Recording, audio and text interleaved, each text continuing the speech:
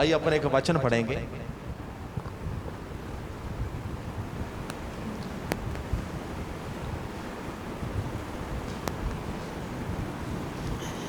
दूसरी कुरिन्ती 10वीं अध्याय का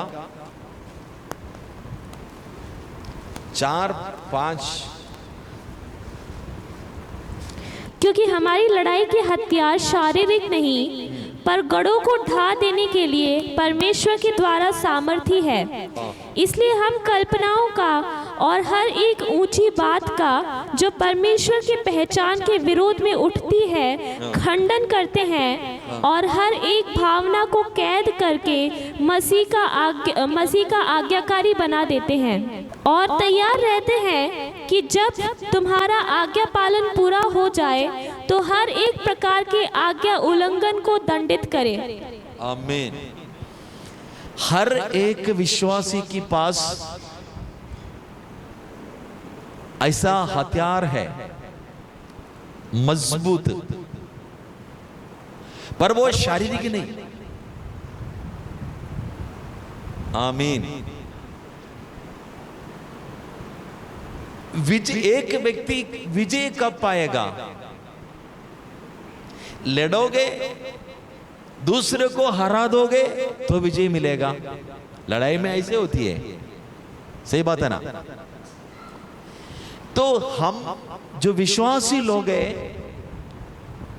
हम लोगों के लिए हमारा जीवन भर हमारे शत्रु, हमारा बैरी हमारा सामने हमारे विरुद्ध में लड़ाई छेड़ते हुए खड़े हैं, कोई डाउट नहीं। एक दो दिन के लिए नहीं, जिंदगी भर हमारा सामने वो खड़ा रहेगा। यीशु मसीह की उपवास जैसे कदम होते ही हम देखते हैं, शैतान उनके सामने आ गया, उनका परीक्षा लिया। उस परीक्षा में यीशु विजेता बन गया। फिर लिखा है शैतान कुछ समय के लिए उसको छोड़ दिया, कुछ समय के लिए छोड़ दिया। इसका मतलब वापस आएगा। एकदम बेशर्म है शैतान। कितना भी मार खाए, कितना भी उसका बेइज्जती करे, कितना भी डांट कर भगाए, फिर भी ये जो कुत्ते के जैसा पूंछ हिला हिला करके फिर आ जाता है। आमीन। हम शैतान की चाल को समझना है। पवित्र आत्मा कुछ वे में मुझे ले जा रहे हैं, मैं इसलिए मैं इस बातों को बोल रहा हूं। मैं कुछ और बोलने जा रहे थे, पवित्र आत्मा कुछ और वे में मुझे ले जा रहे हैं। आमीन। तो हमें लड़ाई तो करना पड़ेगा, पर हमारी लड़ाई की हथियार शारीरिक नहीं। शारीरिक नहीं मतलब हमारे शरीर से लड़ नहीं सकता। शारीरिक हथियार माने तलवार चलाना, बंदूक चलाना और तीर चलाना, छुरी लगाना, यह सब शारीरिक हथियार है। पर बाइबल कहते हैं हमारी कोई हथियार क्या नहीं है, शारीरिक हथियार नहीं है। शारीरिक हथियार हम इस्तेमाल नहीं कर सकता, बल्कि हमारा हथियार क्या है? गढ़ों को ढा देने के लिए परमेश्वर के द्वारा सामर्थी है। गढ़ों को तोड़ने की लायक है वो, गढ़ों को तोड़ने की लायक है। गढ़ों को तोड़ने के लिए परमेश्वर की ओर से सामर्थी है। आमीन। परमेश्वर की ओर से सामर्थी हथियार है हमारा पास। हथियार जो भी वेपन जो यूज करेगा वो चलता रहेगा, जो यूज नहीं करेगा, इस्तेमाल नहीं करेगा, वो फिर क्या होगा? रखे रखे खराब हो जाता है। आमीन। मैंने कुछ समय पहले किसी का पास गया था, उन्होंने मेरे को अपना बंदूक दिखा दिया, तो पैक करके रखा था। मेरे को दिखाया, पास्टर साहब देखो ये बंदूक, इलेक्शन के टाइम में मुझे जमा करना पड़ता है, इलेक्शन के बाद फिर मुझे मिल जाता है। इसमें बहुत बड़े कार्रवाई है अगर किसी को बंदूक रखना है तो। हाँ, बोल रहे इतना मेंटेन करके रखते हैं, तेल पिला के रखते हैं। मैं कहने का मतलब यह था, उनको चलाने के लिए मौका नहीं है, इसलिए क्या करते हैं, रोज मतलब बीच बीच में निकालता है, तेल पिलाता है, साफ करता है, मेंटेनेंस करके रखते हैं, मेंटेनेंस करके रखते हैं। हमारी हथियार भी मेंटेनेंस करके रखना है। यूज करो, यूज करने का मौका नहीं भी मिल रहे तो भी क्या करना है, इसको मेंटेनेंस करके रखना है। हालेलुया। नहीं तो किसी कोने पे ये पड़े रहेंगे तो होगा क्या, ये जंग लग जाएगा, फिर आप काम के लिए देखोगे तो फिर काम नहीं कर पाएगा। इसलिए इसका मेंटेनेंस करना जरूरी है। कौन सी हथियार? परमेश्वर की ओर से मिली हुई गढ़ों को डाल देने वाले वो हथियार। कौन सी गढ़? शैतान की गढ़ों को ढा देने वाले, पुल्लिंग डाउन, पुल्लिंग डाउन, आमीन, खींच करके निकालने वाले, गिरा देने वाले, नष्ट करने वाले, तोड़ने वाले, आमीन, शैतान की आमीन जो है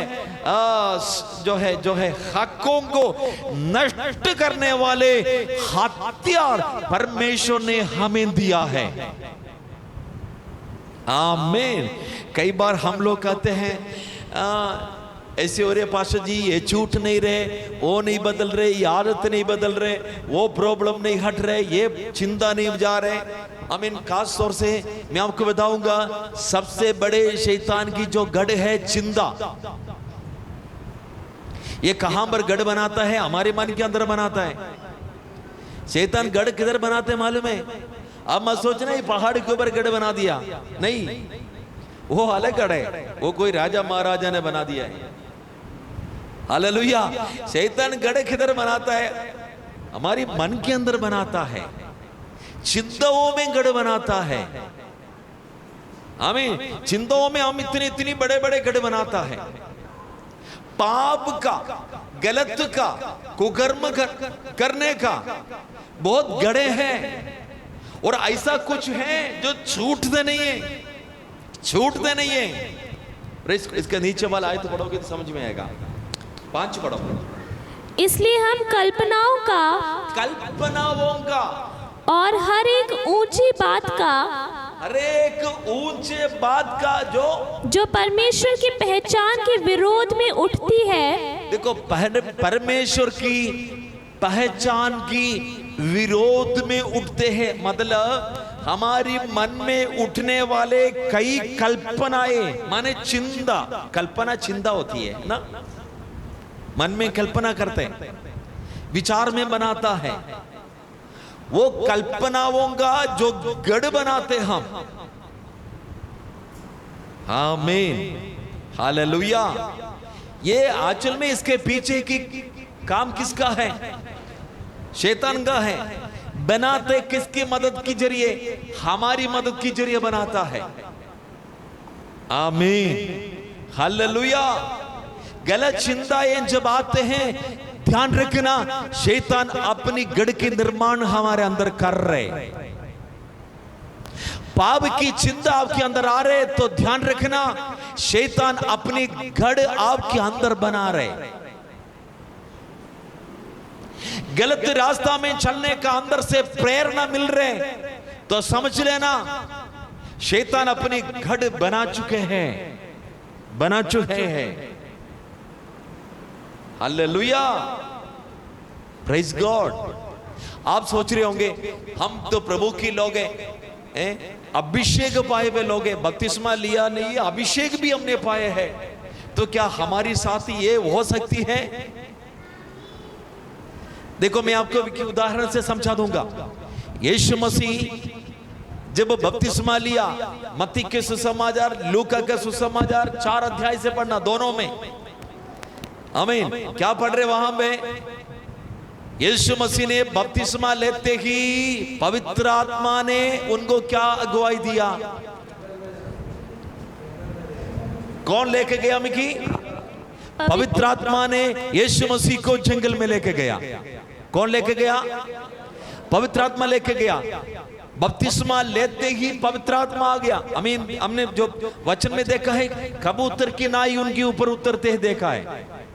तो पवित्र आत्मा ने उन्हें ऐसा अगुवाई दिया, जंगल में जाए और उपवास करे। और जंगल में क्यों लेके गया?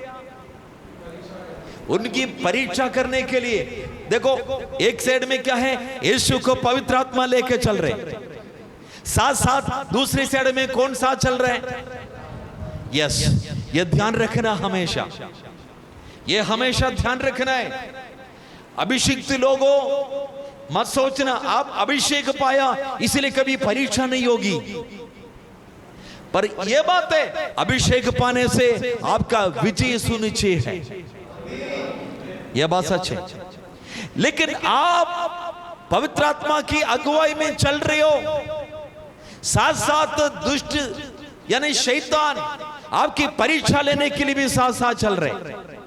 जैसे आप विश्वास में बढ़ रहे हो, प्रभु में बढ़ रहे हो, शैतान भी अपने हाथ धो करके पीछे पड़े हैं आपकी। आमीन, हालेलुया। बहुत सावधान रहना मेरे प्रिय लोगों। आमीन, हालेलुया। आपने प्रभु में बहुत आनंदित होकर के, चर्च में बड़े खुश होकर के, आराधना करके, बड़े मगन होकर के जब घर गया, घर में देखो सारे उल्टा पुल्टा दिखाई दे रहे। हालेलुया। आराधनालय में विश्वासी लोगों से मिले, बातचीत किए, बड़े खुशी हो गया, आनंदित हो गया। घर में गया, घर के लोगों ने इतना अनशन बातें बोला, तो मन में क्या आ गया? मैं प्रार्थना ही नहीं करूंगा,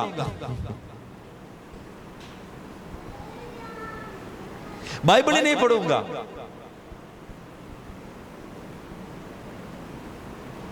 हालेलुया। फिर बोलेगा अभी चर्च नहीं जाऊंगा। कई ऐसा लोग हैं, पर ये बाइबल के पाठन है। आमीन। आप बताओ, परमेश्वर पिता ने अपने पुत्र यीशु मसीह को ऐसा परीक्षा में क्यों पढ़ने दिया? यीशु में जो कुछ हुआ, हम सब हमारे लिए एक नमूनादायक जीवन था यीशु मसीह का। Praise the Lord. नमूनादायक जीवन था। तो यीशु में जो हुआ सब हमारे साथ होने का है। क्यों ऐसे परीक्षा दिया? माने मेरा बेटा अभिषेक पाया है, लेकिन शैतान से लड़ करके ये स्वयं मजबूत बनना भी जरूरी है। आमीन, हालेलुया। ऐसे नहीं प्रभु के लोग एकदम से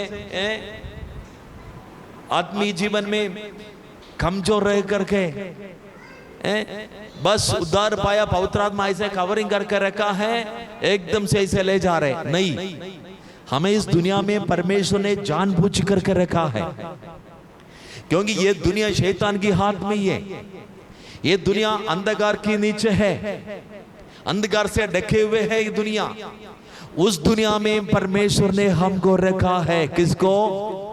परमेश्वर की संतानों को, उद्धार पाए हुए, बपतिस्मा लिए हुए, अभिषेक पाए हुए परमेश्वर की संतानों को, प्रेज़ गॉड, ऐसा स्थिति में, ऐसा जगह में परमेश्वर ने रखा है। हालेलुया। इसलिए यह मत सोचना मसीह जीवन में कभी कोई समस्या नहीं है। श्रेष्ठ गीत की पुस्तक 2 अध्याय का 1 से पढ़ना। मैं शारोन देश का गुलाब और तराइयों में का सोसन फूल हूँ। जैसे सोसन फूल कटीले पेड़ों के बीच वैसे ही मेरी प्रिय वैसे ही मेरे प्रिय युवतियों के बीच में है। युवतियों के बीच में है। आमीन। कैसे कैसे? हम जानते हैं यीशु हमारा दूल्हा, हम उनकी दुल्हन। दूल्हा कहते हैं सोसन की फूल कटीले पेड़ों के बीच, कटीले पेड़ों के बीच वैसे ही मेरी प्रिय वैसे ही मेरी दुल्हन युवतियों के बीच में है। संसार के लोगों के बीच में है। आमीन। कटीले पेड़ों के बीच में होते क्या? कटीले पेड़ों की खासियत क्या है? कांटे के बीच में रहना अच्छा लगता है क्या? बहुत नरम नरम सा लगता है ना कांटों के बीच में रहना।